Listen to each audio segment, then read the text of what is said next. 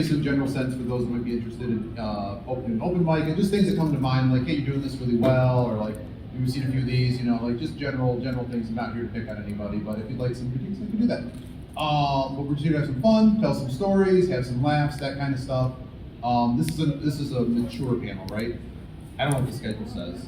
Whatever the schedule says, if it's all audiences, guess what? It's an all audiences show. If it says it's mature, it's a mature show. Is there anything else I need to mention? I'm sure something will come to mind. Yeah. No one has shouted anything out. But yeah, I'm just going to have a seat in the front row, and the stage is all going to be yours. Who'd like to come up first? You two fight. Who wants it? Rock, paper, scissors. Wow, we're going to do it. Oh my gosh, sure. Okay. Rock, paper, scissors. You go. All right. Yay, I win. All right, my friend, who would you like me to introduce as? Blaze. Blaze, please put your paws together for Blaze. Oh, the step is on the other side. Okay. Go the other Yeah. side. Come out. This is all part of the act. No. I'm usually not this finicky. So the step is on this side. Yes. Step. But all yours, Blaze. If you'd like to grab the mic, you can do that. Yeah. You're good. You're good. Take it away. Hello. So I have a secret to share. You know, like with the theme of this year's convention, Mission Impossible. I could talk about, I don't know, my normal new job or my fun times getting stuck on roller coasters. But let's forget that all. Let me take you all to throughout different dimensions, because my secret is, in another life, I'm a part of a secret collective known as the Brains Collective. We have many different members from various universes, and throughout the organization's existence, we have had some interesting things happen. For example, one time a popcorn monster ate the Milky Way galaxy, and we had to deal with that, which was fun. I ended up going inside that thing and meeting an individual named Epiglottis. But then the popcorn monster kind of swelled up and poofed, just gone, bye, and then showed up again during another situation that happened earlier this year. It featured a giant human-sized cookie being enchanted by some evil person. It started transporting all kinds of characters throughout space and time, from Equestria to Kings Island theme park to other places. And it kept trying to shrink itself to force someone to eat it. Yeah, a cookie tried to do that. And someone actually did eat it. However, they were somehow immune to the effects of it, which was quite the situation. I wasn't there for it, but because I am the writer, I can peer into other universes and be like, oh, so that's what happened this day when I was doing something else. Yay.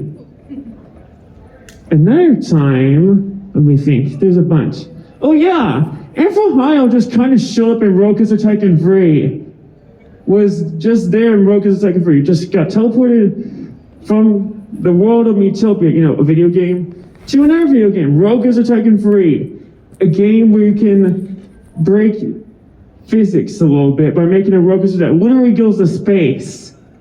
Space coaster, sure.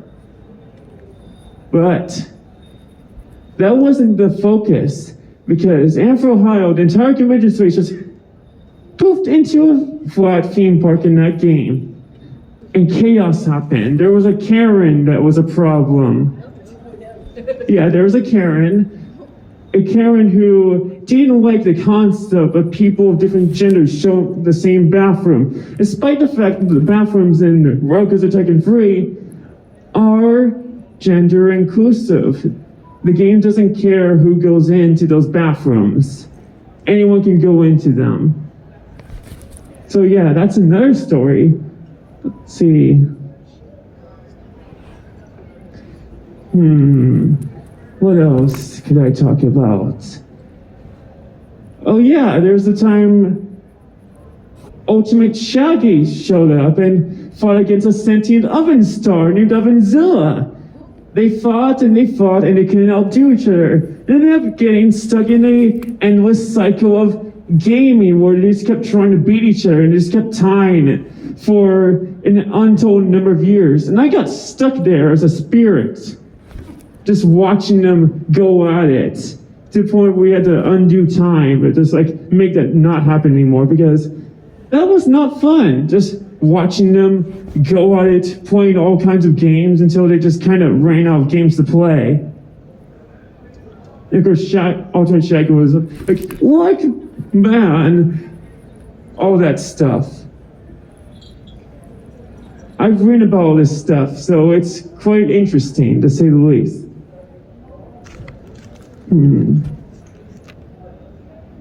And I'll end it off with a punchline. Card games on motorcycles!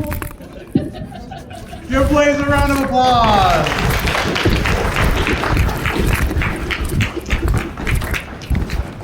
Oh, sorry. Let's hold it. All right, who's next? How would you like to be interviewed, Pro, please do Pro! Round of applause. Woo!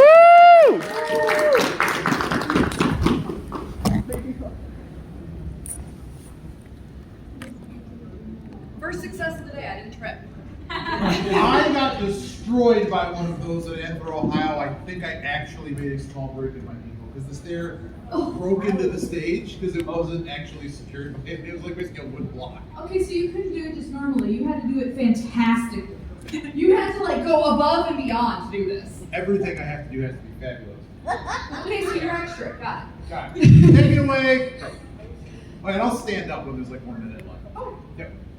All right, so one, was anybody in here yesterday for the charity Whose Line Is It Anyway? Yeah. Okay, so when they're up there talking about, meth, and here working in, one particularly, I work late shift dispatch for 911. I was like, oh, so you guys do know Indianapolis. Some of the calls I've had to take where they start out normal and then they take a left turn. And it's just, some of the calls that we get, and I have to remain professional and serious when a lady is talking about black magic coming out of her toilet. Or when somebody's talking about the fact that Samuel L. Jackson has stolen their identity and is taking their money, and I'm like, I don't think you're that important, sweetheart. We do also have quite a few mental health callers that they don't have the help that they can get to get the right meds and things like that. Sometimes they're the most fun callers. We have a gentleman that he likes to go, he wants to go to the hospital because there he can get medication taken care of. But the amount of stories that he will tell to get there kind of make us just, it's really hard to be professional and calm sometimes and not just start laughing. Now, also working for the police department, I also have a really twisted sense of humor. So it takes everything I have to stay calm and not say the first thing that comes to mind because I'm a terrible person. But that aside, because of my twisted sense of humor, I'm pretty good at cracking jokes on things that you probably shouldn't joke about. But to this day, my greatest comedic genius, I'm so mad about because I can't remember the damn joke. A little sad story to get to the funny part of it. My mom was also a police officer before I was even thought of, and she was almost killed on the job in my